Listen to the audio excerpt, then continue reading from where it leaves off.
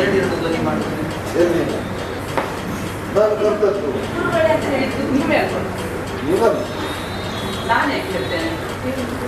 ಕಚ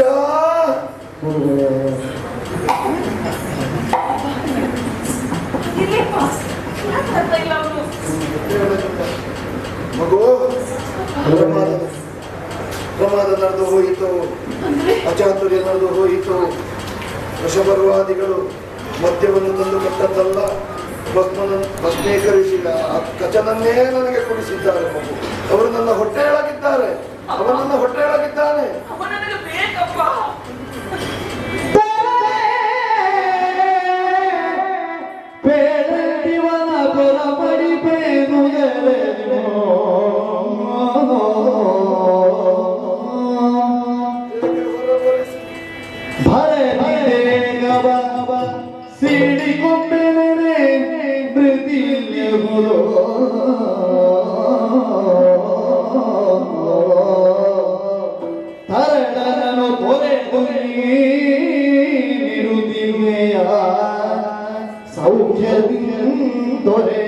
ಕಭಿನಮಿಸುದ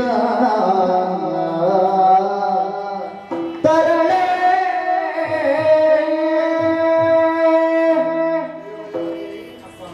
ಕುಹಕ ಬುದ್ಧಿಯಿಂದ ವೃಷಭರ್ವಾದಿಗಳು ಮಧ್ಯದಲ್ಲಿ ಸೇರಿಸಿ ಅವನನ್ನು ನನ್ನ ಹೊಟ್ಟೆಯೊಳಗೆ ಹಾಕಿದ್ದಾರೆ. ಅವ ಬರಬೇಕು ಅಂತ ಇದ್ರೆ ಒಂದು ನನ್ನ ಉದರವನ್ನು ಸೀಳಿ ಅವನನ್ನು ನಾನು ಹೊರ ತೆಗಿಬೇಕು. ಪರ್ಯಾಯವಾಗಿ ಏನಾಗ್ತದೆ ಗೊತ್ತಾ, ನಿನಗೆ ಅಪ್ಪ ಇಲ್ಲ ಅಂತ ಒಂದು ಕೆಲಸ ಮಾಡಿ, ಕಚನನ್ನು ಮರೆತು ಬಿಡು, ಅವನನ್ನು ಇಲ್ಲೇ ಜೀರ್ಣ ಮಾಡಿ ಬಿಡ್ತೇನೆ.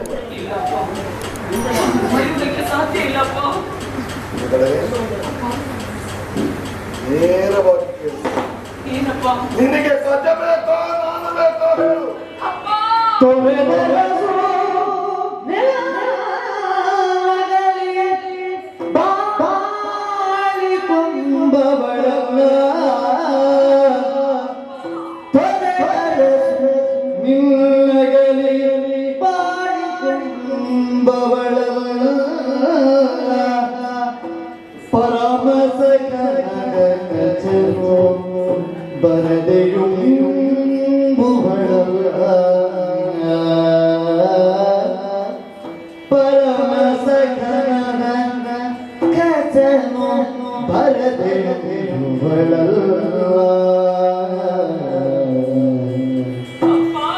ಪರಿಗಳರಿಯುತ ಕಾರ್ಯವೆಸಗನ ಕಂಗೆಡುತ್ತ ಕೆರಗೆ ಪಾದವ ಮನದಲ್ಲಿ ಹೊರೆದರಸು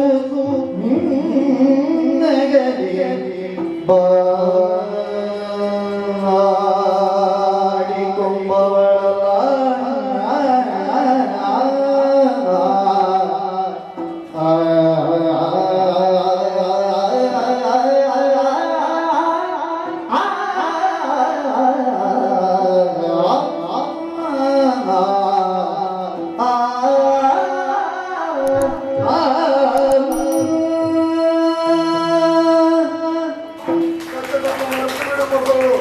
ಅವನನ್ನು ಭಸ್ಮ ಮಾಡಿ ಬಿಡ್ತೇನೆ, ಜೀರ್ಣಿಸಿ ಬಿಡ್ತೇನೆ. ಮಗು ಸರಿಯಾಗಿ ತಾಯಿಯ ಮುಖವನ್ನು ಕಂಡಂತ ನೆನಪು ನನಗಿಲ್ಲಪ್ಪ. ತೋಳನ್ನೇ ತೊಟ್ಟಿಲಾಗಿಸಿಕೊಂಡು ನನ್ನನ್ನು ಸಾಕಿ ಬೆಳೆಸಿದವರು ನೀವು. ಯಾವ ಕಾಲಕ್ಕೆ ಏನೇನು ಬೇಕೋ ಅದನ್ನೆಲ್ಲ ಒದಗಿಸಿಕೊಟ್ಟವರು, ಇದನ್ನೆಲ್ಲ ಕೊಡಿಸಿದವರು, ವಾಸ್ತವ್ಯದಿಂದ ಸಾಕಿದವರಪ್ಪ ನೀವು. ಅಮ್ಮ, ನಿಮ್ಮ ಮಗನೇ ನಾನು ಒಂದು ಬೇರನ್ನು ಭಾವಿಸಿಕೊಂಡ್ರ ಇಲ್ಲಪ್ಪ, ನೀವು ಬೇಕಪ್ಪ. ನೀವು ಬೇಕಪ್ಪ ನನಗೆ.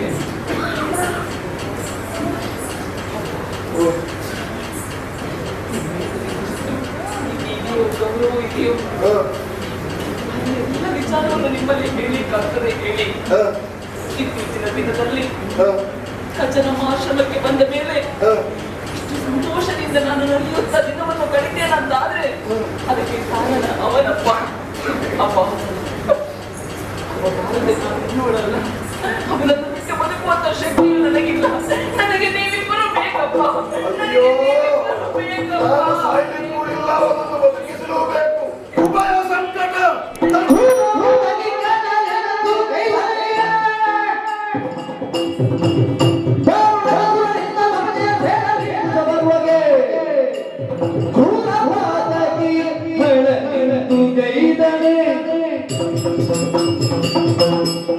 ಸಂಸ್ಕಾರಹೀನರಾದಂತಹ ದಾನವರಿಗೆ ಸಂಸ್ಕಾರವನ್ನು ಕೊಟ್ಟು ಆ ಮೂಲಕವಾಗಿ ಇಂದ್ರ ಪದವಿಯಲ್ಲಿ ಕೂರಿಸುವುದಕ್ಕಾಗಿ ನನ್ನ ಜೀವನವನ್ನು ಗಂಧದ ಕೊರಡಿನೋಪಾದಿಯಲ್ಲಿ ಸವೆಸಿದವನು.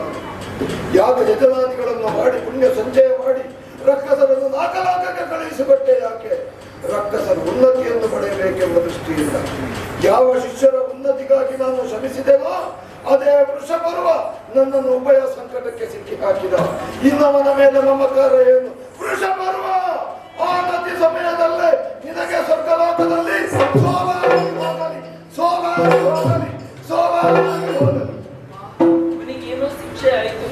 ಬ್ರಾಹ್ಮಣರಾಗಿ ನೀವು ಕುಡಿದದ್ದು ಸರಿಯೇ?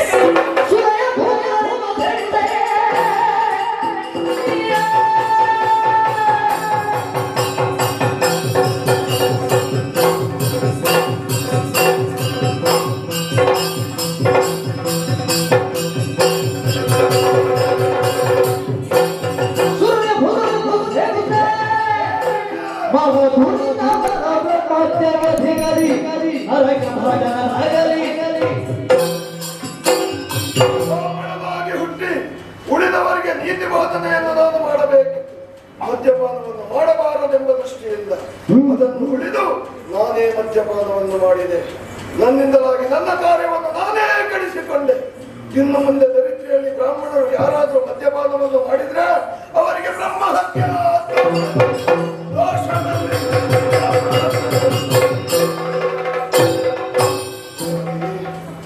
ನಿನಗೆ ಪ್ರಜ ಬೇಕು ತಾನೇ? ಕೊಡು ಮಗ, ಕರೆಯುತ್ತೇನೆ. ಏನು?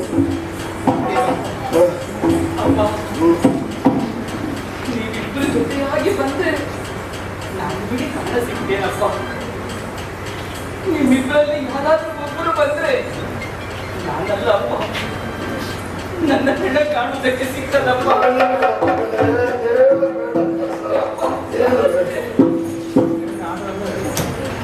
ಎಂತಹ ಉಪಯೋಗ.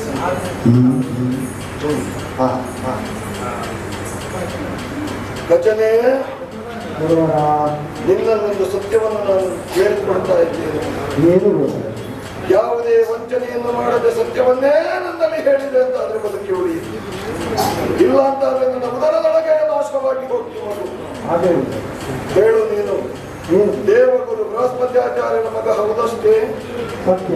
ಯಾವುದೇ ವಂಚನೆ ಇಲ್ಲದೆ ನನ್ನಲ್ಲಿ ವಿದ್ಯಾರ್ಜನೆಗಾಗಿ ಬಂದವನು ಹೌದಷ್ಟೇ? ಸುಲಭ ಕಾರ್ಯವನ್ನು ಸಾಧಿಸುವುದಕ್ಕಾಗಿ ತಂದೆಯ ಅನುಜ್ಞೆಯಂತೆಯೇ ನಿಮ್ಮ ಪಾದಮೂಲವನ್ನು ಸೇರಿದವನು ನಾನು ನಿಮ್ಮಲ್ಲಿ ವಿದ್ಯೆ ಕಲಿಯುವುದರಿಂದ ಸುರನ ಹಿತವು ಸಾಧ್ಯವಾಗುತ್ತದೆ, ಆತ್ಮೋದ್ಧಾರವು ಸಾಧ್ಯವಾಗುತ್ತದೆ. ಈ ನಂಬಿಕೆಯಿಂದ ಬಂದಿದ್ದೇನೆ, ಪ್ರಾಮಾಣಿಕತೆಯಿಂದ ನಿಮ್ಮ ಸೇವೆಯನ್ನು ಮಾಡಿದ್ದೇನೆ. ನಿಮ್ಮ ಪಾದ ಸಾಕ್ಷಿಯಾಗಿ ಇದು ಸತ್ಯ. ಸಂತೋಷವಾಯಿತು.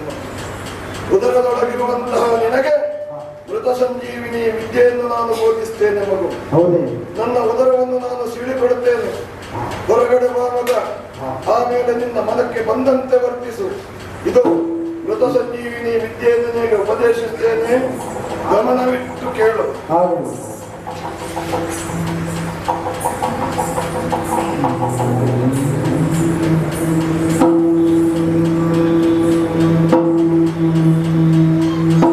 ಮನನ ಮಾಡಿಕೊಂಡೆ ಅಷ್ಟೇ.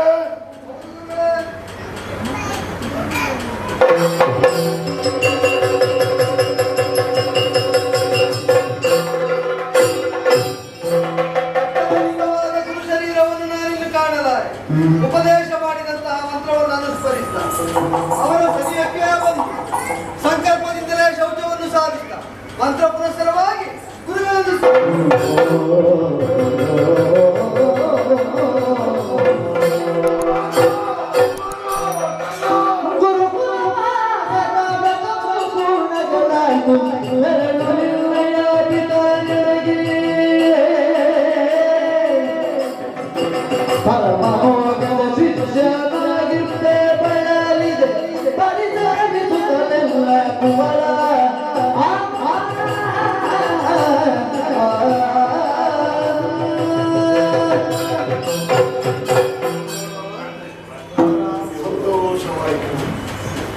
ನನ್ನನ್ನು ಒದಗಿಸಿಕೊಡುವ ಎಂಬ ಹಾಗೆ ನಿನ್ನಲ್ಲಿ ನಾನು ಸ್ವಾರ್ಥ ತ್ಯಾಗ ಮಾಡಿದವರೇ ಮಹಾತ್ಮರಾಗುವರು.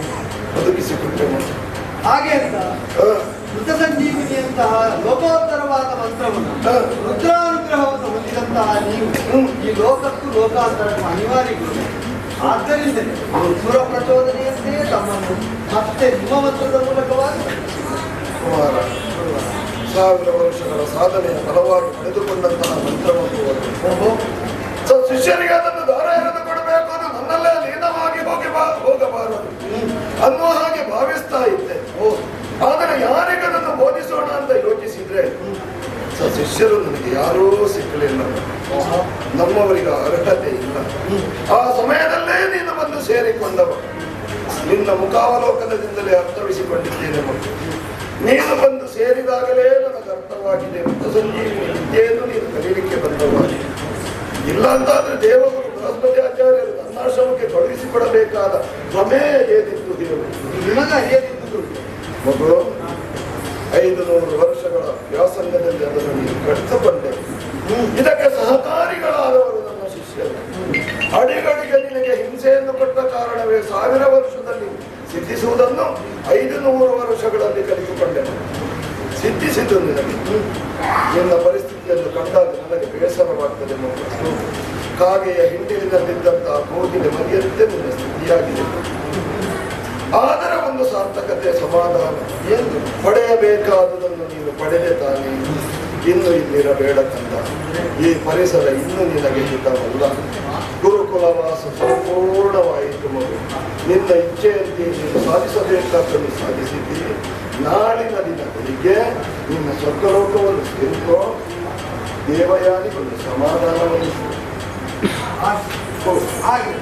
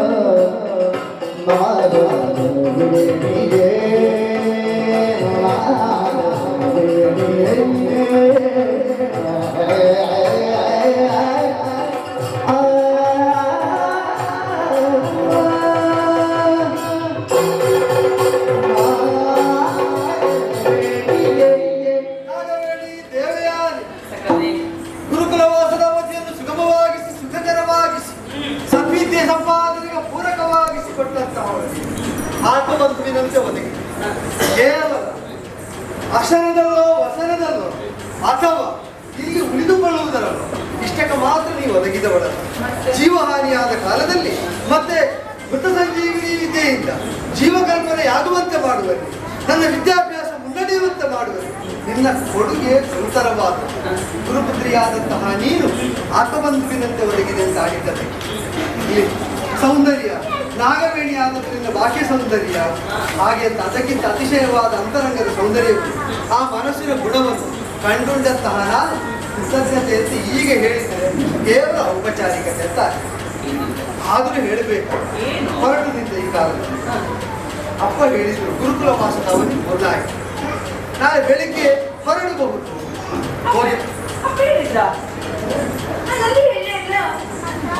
ನಿನ್ನಲ್ಲಿ ಇದಕ್ಕೆ ಕಣ್ಣಲ್ಲಿ ಮಗಳಲ್ಲಿ ಹೇಳಿ ಹೊರಡಬೇಕು ಅಂತ ಅಪ್ಪ ಆಡಿದ್ರು. ಹಾಗೆ ಅವರ ಅನುಜ್ಞೆಯನ್ನು ಕೈಗೊಂಡ ಆಶೀರ್ವಾದದ ಮೂಲಕವಾಗಿ ಹೊರಟು ನಿಂತ ಕಾಲದಲ್ಲಿ ಗುರುಕುಲವಾಸ ಮುಗಿದ ಮೇಲೆ ಹೋಗಿ ತಂದೆ ತಾಯಿಯನ್ನು ಕಾಣಬೇಕಾದ್ದು ವಿಧಿ. ಹಾಗೆ ಹೋದವನು ಮತ್ತೆ ಅಲ್ಲೇ ಉಳಿಯುತ್ತೇನೆ ಅಂತಲ್ಲ, ಆತ್ಮಬಂಧುಗಳಲ್ಲಿ ಈ ಆಶ್ರಮಕ್ಕೆ ಆಗಾಗ ಬರಬೇಕು ಅಂತ ಕಂಡಾಗಲೆಲ್ಲ ಬರ್ತಾ ಇದ್ದೇನೆ, ನಿನ್ನಲ್ಲಿ ಬಂದು ಮಾತಾಡಿಸಿ ಹೋಗ್ತೇನೆ ಹಾಗೆ ಅಂತ ಸಖನಾಗಿರಬೇಕು ಅಂತ ಅಪೇಕ್ಷಿಸಿದ ನಿನ್ನ ಅಭಿಮತದಂತೆ ಇದ್ದ ನನಗೆ ಒಂದು ಅನುಮತಿಯನ್ನು ದಯಪಾಲಿಸಿದೆ ಅಂತಾದ್ರೆ ಹೋಗಿ ಬರುತ್ತ ಗುರುಕುಲವಾಸ ಮುಗಿದಿದೆ ತಾನೇ ಈಗ? ಮುಗೀತು ಅಂತ ಅಪ್ಪ ಏನು ಹೇಳಿದ್ರ?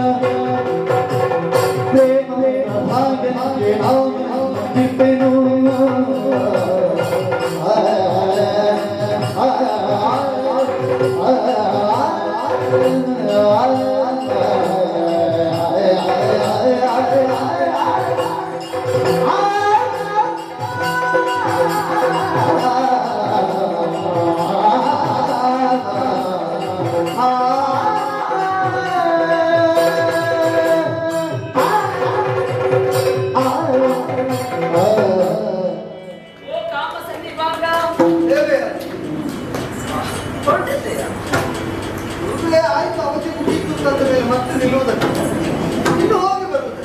ನಮ್ಮಪ್ಪನಲ್ಲಿ ವಿದ್ಯಾರ್ಥಿನಿಗಾಗಿ ಬಂದವ ನೀನು. ಆವಾಗ ಹೇಳಿದ್ರು ನಮ್ಮಪ್ಪ, ಮೇಲ್ಲೋಕದಿಂದ ಬಂದವ ನನ್ನಲ್ಲಿ ವಿದ್ಯೆಯನ್ನು ಕಲಿಯುವುದಕ್ಕೆ ಅಂದ್ರೆ ಬ್ರಹ್ಮಚರ್ಯ. ವಿದ್ಯಾಭ್ಯಾಸದ ಅವಧಿಯಲ್ಲಿ ಅನಿವಾರ್ಯವಾದ ಸ್ಥಿತಿ ಅದು ಬ್ರಹ್ಮಚರ್ಯ. 1,000 ವರ್ಷಗಳ ಬ್ರಹ್ಮಚರ್ಯ ಬೇಕಾಗಿತ್ತು ಅಂತ ಅಪ್ಪನ ಸೂಚನೆ ಇತ್ತು. ಆ ವ್ರತ ಕೊಟ್ಟೇ ಬಂದೆ. ಆದ್ರೆ ಈ ಅಸುರರೆಲ್ಲ ಸೇರಿ 500 ವರ್ಷದಲ್ಲಿ ಸಿದ್ಧಿ ಆಗುವಾಗ ಮಾಡಿದೆ. ಸತ್ಯ. ಆ ವ್ರತಾಚರಣೆಯಲ್ಲಿ ಇದ್ದವ ನೀನು. ಆವಾಗಲೇ ನಾನೇನೋ ಹೇಳಬೇಕಂತ ಭಾವಿಸಿಕೊಂಡವಳು. ವ್ರತಕ್ಕೆ ಭಂಗ ಆಗ್ತದೆ. ಬ್ರಹ್ಮಚಾರಿಗಳಲ್ಲಿ ಹೇಳಬಾರದು. ಎಲ್ಲಿಯಾದ್ರೂ ನಿನ್ನ ವಿದ್ಯೆಗೆ ತೊಡಕಾಗ್ತದೆ ಅನ್ನುವಂತ ಕಾರಣಕ್ಕಾಗಿ ಅದು ನನ್ನ ಮನಸ್ಸಿನಲ್ಲೇ ಮುಚ್ಚಿಟ್ಟುಕೊಂಡವಳು. ನನ್ನ ವ್ರತಭಂಗ ಮಾಡದೇ ಇರುವಂತಹ ನಿನ್ನ ಸತ್ಸಂಕಲ್ಪಕ್ಕೆ ನಾನು ಮೆಚ್ಚಿದೆ. ನನ್ನ ಮನಸ್ಸಿನಲ್ಲೇ ಇರಿಸಿಕೊಂಡವಳು ನಾನು. ಇನ್ನು ಒಳಗೆ ಹಾಗೆ ಉಂಟು. ಅದೇ ಒಂದು ತಾತ್ರಿ ಈಗ ಮುಗಿತಲ್ಲಿ ಹೇಳ್ಬೋದಲ್ಲ. ಅಲ್ಲ, ಅದೇನು ಅಂತ ಕೇಳದೆ ಹೊರಟದ್ದ ನೀನು. ಉಂಟು ಅಂತಲೇ ಗೊತ್ತಿರೋದಿದ್ರೆ ಕೇಳುವುದು ಹೇಗೆ? ಇತ್ತು ಅಂತ ನೀನು ಆಡಿದ್ರೆ ಈಗಲೂ ಹೇಳುವುದಲ್ಲ, ಅದು ನೀನೇ ವಿಷಯ ಹೋಗ್ಬೇಡ. ಅದಕ್ಕೆ ಈಗ ಸರಿ, ಆವಾಗ ನನ್ನಪ್ಪ ನಿನ್ನನ್ನು ತೋರಿಸಿದಾಗಲೇ ನಾನು ಸಂಪೂರ್ಣ ಮೆಚ್ಚಿದವಳು. ಹೇಳಿದ್ದೆಲ್ಲ ನನಗಾಗಿತ್ತು ಅಂತ. ಆ, ಆಶ್ರಮದಲ್ಲಿ ಇರುವುದಕ್ಕೆ ಒಡನಾಡುವುದಕ್ಕೆ ಆದೀತು ಅದಕ್ಕಾದೀತಂತ ಅಂತ ಹೇಳಿದ್ದಲ್ಲ, ನನ್ನ ಜೀವನದ ಉದ್ದಕ್ಕೂ ನೀನು ಆದೀತು ಅಂತ ಸಂಕಲ್ಪ ಮಾಡಿದವಳು ನಾನು. ಉದ್ದಕ್ಕೂ ಅಂದ್ರೆ ಆ 500 ವರ್ಷಗಳ ಅವಧಿ ಎಂಬುದು ಕಡಿಮೆ ಏನಲ್ಲ. ಇಷ್ಟೇ ಅವಧಿಗೆ ನಾವು ಜೊತೆ ಜೊತೆಯಾಗಿ ಸಾಗಿದವರು, ಹಾಗಲ್ಲ, ಹಾಗೆ ಹಾಗೆ ನಡೆದಾಡಿದವರು, ನಿನ್ನ ಪಾಡಿನೊಟ್ಟಿಗೆ ನಾನು ಇರಬೇಕು ಅಂತ ಬಯಸಿದವಳು ನಾನು. ಒಗ್ಗಟ್ಟಾಗಿ ಮಾತಾಡ್ತಾ ಇದ್ದೆ. ಆದ್ರೆ ವಿದ್ಯಾರ್ಜನೆಗೆ ಬಂದವ ಅಂತ ತಿಳಿದ ಮೇಲೆ ನನ್ನ ಕೈ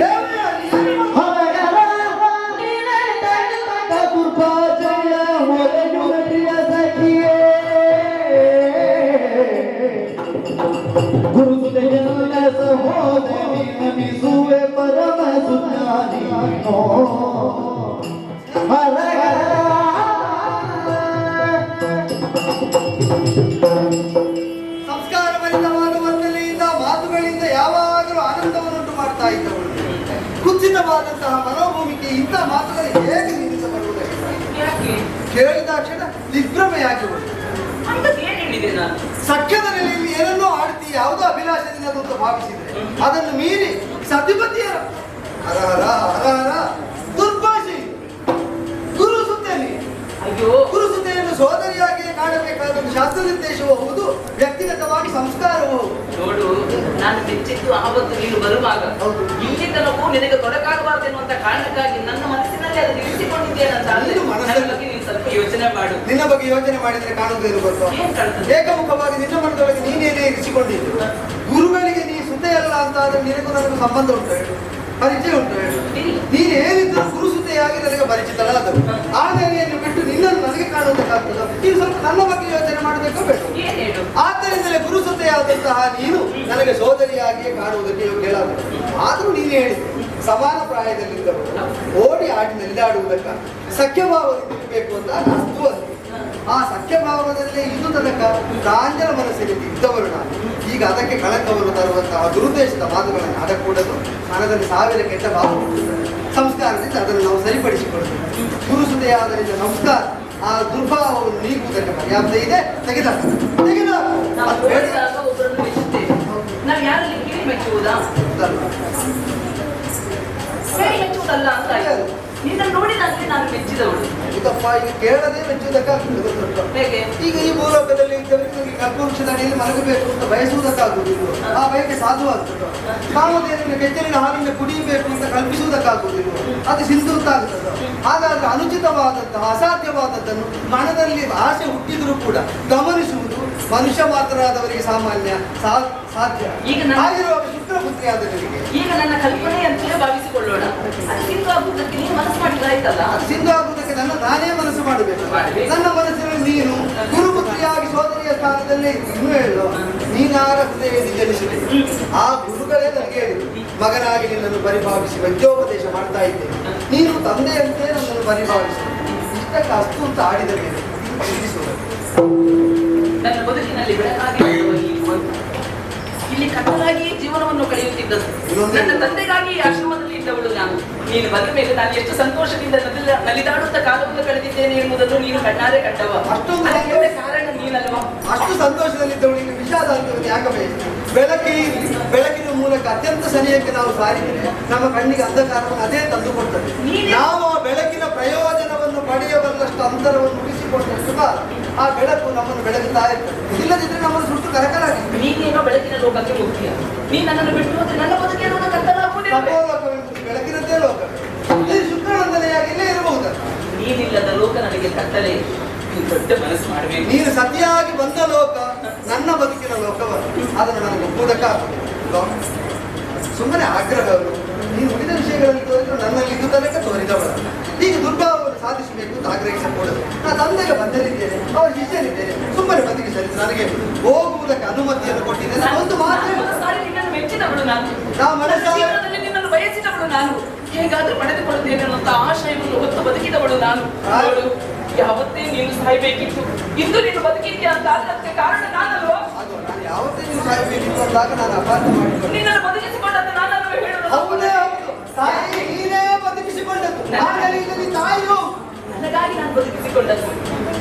ಬೇಕು ನೀನು. ಆಗುದಿಲ್ಲ ಅಂತ ಮಾತ್ರ ಹೇಳಬೇಡ. ಒಂದು ಮಗುವನ್ನು ತಾಯಿಯಾದವಳು ಹಡೆಯುವುದು ಅವಳಿಗಾಗಿ, ಹಾಗೆ ಅಂತ ಹಡೆದ ಮಗುವಿನಲ್ಲಿ ವಾತ್ಸಲ್ಯವನ್ನು ಅನ್ಯ ಭಾವವನ್ನು ತೋರುವುದಕ್ಕಾಗುವುದಿಲ್ವಲ್ಲ. ನೀ ನನ್ನನ್ನು ಬದುಕು ಏನೇನೋ ಸಂಬಂಧವನ್ನು ಕಲ್ಪಿಸಬೇಡ. ನೋಡು, ವಾತ್ಸಲ್ಯವನ್ನು ತೋರಿಸಿದ ತಂಗಿ ಅಂತ ನೀನು ಹೇಳ್ತೀಯ. ಏನೋ ಹಿತದ ಮಾತುಗಳನ್ನಾಡಿದ್ರೆ ಅಕ್ಕ ಎನ್ನುವಂತ ಕಲ್ಪನೆ ನಿನ್ನದ್ದು. ಉಣಬಡಿಸಿದೆ ತಾಯಿ ಅಂತ ಹೇಳ್ತೀಯ. ಇದೆಲ್ಲ ಕಲ್ಪನೆಗೆ ಬಿಟ್ಟದ್ದು. ಹೌದು, ನನಗೆ ಹಾಗಲ್ಲ.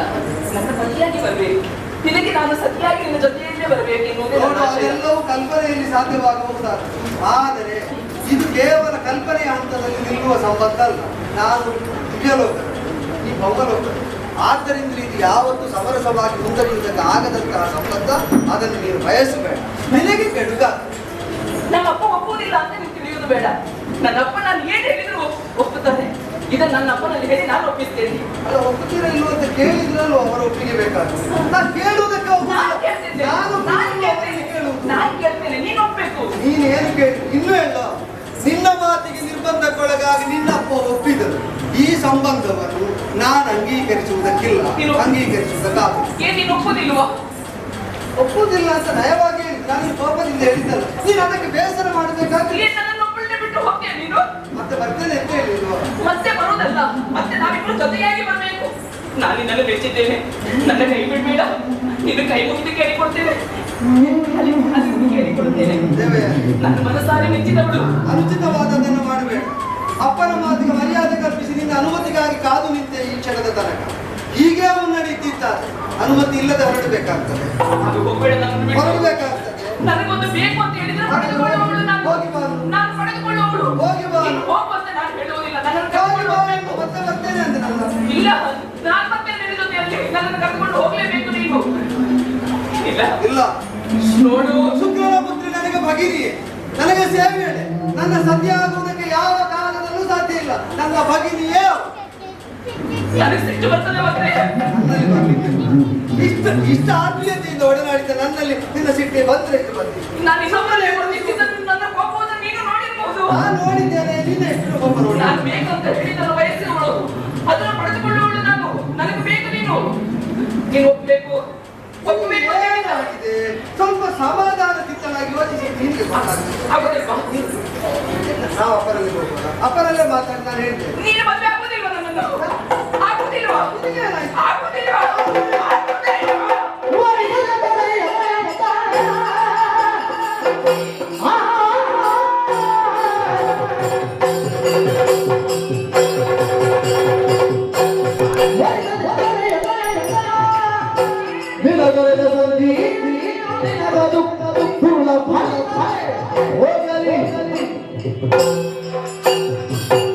ಸರಿಯಾಗಿ ಸ್ವೀಕರಿಸುವುದಿಲ್ಲ ನೀನು. ಏನು? ಅದು ನಿನ್ನಲ್ಲಿ ಅನಾಹುತ ಉಂಟು ಅಂತಲ್ಲ, ನನ್ನಲ್ಲೂ ಏನು ನನ್ನಲ್ಲಿ ಕಡಿಮೆ ಉಂಟು? ಏನು ಯೌವನ ಇಲ್ವಾ? ರೂಪ ಇಲ್ವಾ? ವಿದ್ಯೆ ಇಲ್ವಾ? ಏನು ಕಡಿಮೆ ಉಂಟು ಅಂತ ನನ್ನನ್ನು ತಿರಸ್ಕರಿಸ್ತಾ ಇದ್ದೀಯ ನೀನು? ನನಗೆ ಮನಸ್ಸುಂಟಲ್ಲ, ನೀನು ಮನಸ್ಸು ಮಾಡ್ಬೇಕಾದಲ್ವಾ? ನಿನ್ನ ಮನಸ್ಸಿನ ಹಾಗೆ ಲೋಕದ ಮನಸ್ಸೆಲ್ಲ ತಿರುಗುತ್ತದೆ ಅಂತ ಭಾವಿಸಿದ್ರೆ ಅದು ಕೆಟ್ಟ ಮನಸ್ಸಿನ ಫಲ. ನಿನ್ನ ಮನಸ್ಸು ನಿನ್ನದು, ಅದರಂತೆ ಲೋಕ ಇರುವುದಕ್ಕೆ ಸಾಧ್ಯ. ಮನಸ್ಸು ಕೆಟ್ಟದ್ದು ನನ್ನದಲ್ವೋ? ಮನಸ್ಸು ಕೆಟ್ಟದ್ದು ನಿನ್ನದ್ದು. ನಿನ್ನ ಮನಸ್ಸು ಕೆಟ್ಟದ್ದು. ನಾನು ಬೇಡ ಅಂತ ತಿರಸ್ಕರಿಸ್ತೀಯಲ್ವಾ? ನಾನು ಬೇಡ ಅಲ್ವಾ ನಿನಗೆ? ನಾನು ಬೇಡ. ನಮ್ಮಪ್ಪ ಕಲಿಸಿದಂತ ವಿದ್ಯೆ ಎನ್ನುವುದು ನಿನಗೆ ಬೇಕೇನೋ? ಬೇಕು ಅಂತ ನಿನ್ನ ಅಪ್ಪ ನೀವು ಖಂಡದಲ್ಲಿ ಕೊಟ್ಟಿದ್ದಾರೆ. ನನ್ನ ಅಪ್ಪನ ವಿದ್ಯೆ ನಿನಗೆ ಬೇಕು. ಮಗಳಾಗಿ ನಾನು ಬೇಡ, ನಾನು ಬೇಡ. ಬಂದದ್ದು ವಿದ್ಯೆಗಳು. ನಾನು ಬೇಡ ಅಂತ ಆದ ಮೇಲೆ ನನ್ನಪ್ಪ ಕಲಿಸಿದಂತ ಮೃತ ಸಂಜೀವಿನಿ ವಿದ್ಯೆ ಎನ್ನುವುದು ನಿನ್ನ ಬದುಕಿನಲ್ಲಿ ಫಲಿಸದೆ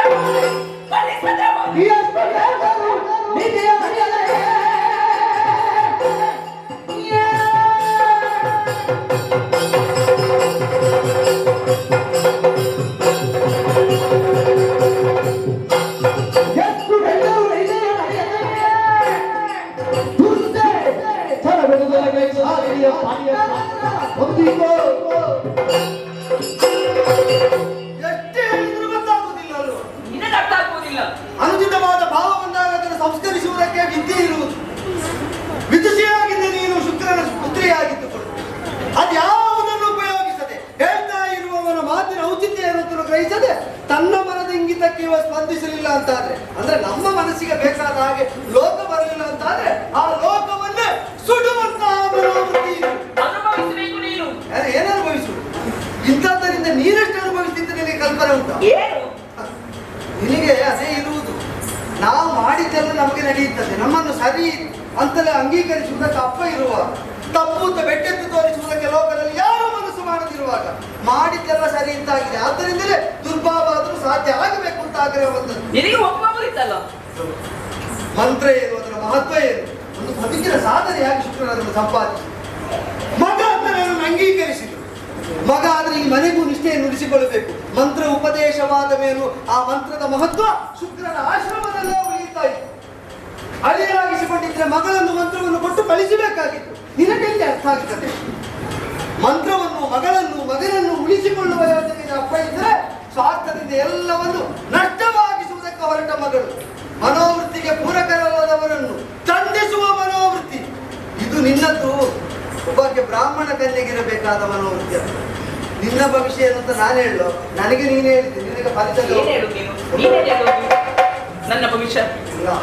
ಕರಾಳ ಉಂಟದು, ಎದುರಿಸುವುದಕ್ಕೆ ಕಷ್ಟ ಉಂಟು. ಹೀಗೆ ಮುನ್ನಡೆದೆ ಅಂತಾದ್ರೆ ಒಬ್ಬಾತ ಒಳ್ಳೆಯ ಬ್ರಾಹ್ಮಣನಲ್ಲ ನಿನ್ನ ಕರಗ್ರಹಣ ಮಾಡುವುದು. ಒಬ್ಬಾತ ರಾಜಸೋಪೇತನಾದ ಕ್ಷತ್ರಿಯನ ಪತಿಯಾಗಲಿ ನಿನಗೆ. ಇದು ನೊಂದ ಮನಸ್ಸಿನಿಂದ ಆಡಿದ ಮಾತು. ಇದು ಶಾಪವಾಗಿ ಫಲಿಸುವಾಗ ಹೇಗೆ ತಡೀತಿರೋ? ನೀನಾಗುದಿಲ್ವಲ್ಲ, ಆಗುವುದಿಲ್ಲ ಅಂತಲೇ ಮಾಡಿ ಪಂಚಮನನ್ನಾಗ್ತೇನೆ. ಶುಕ್ರನೆಂದರೆ ನಾನು ನೆನಪಿಲ್ಲ ನಿನಗೆ.